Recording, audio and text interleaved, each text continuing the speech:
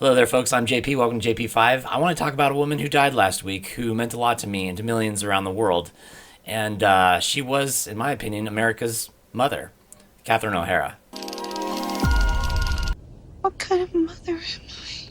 The thing about Catherine is she was so believable. She was so visibly stressed. She took on that role like a true mother with the fear in her eyes, the anxiety. Both in Home Alone 1 and 2, she was just so real. For the millennial generation, or for at least the generation that grew up with Home Alone, she is their mother. She is like a second mother. Now, I'm a millennial, and I saw the movie when I was 9 years old for the first time. I remember seeing Home Alone 2 in the theater very distinctly because when we walked in, the entire theater was packed.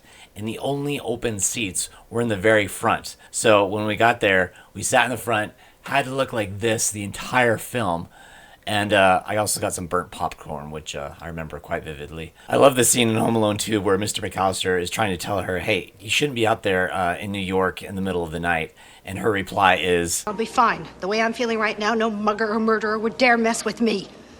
that fire of a mother. Her eyes, she looks tired. She looks like she is genuinely stressed. She just acted that part so freaking well. Then, of course, there are her scenes with John Candy as he offers her a ride, and she drives home with them to Chicago. And then when John Candy goes into the story about how he left his kid in a funeral home, that gets pretty funny. There he was. Apparently he was there alone all day with a corpse.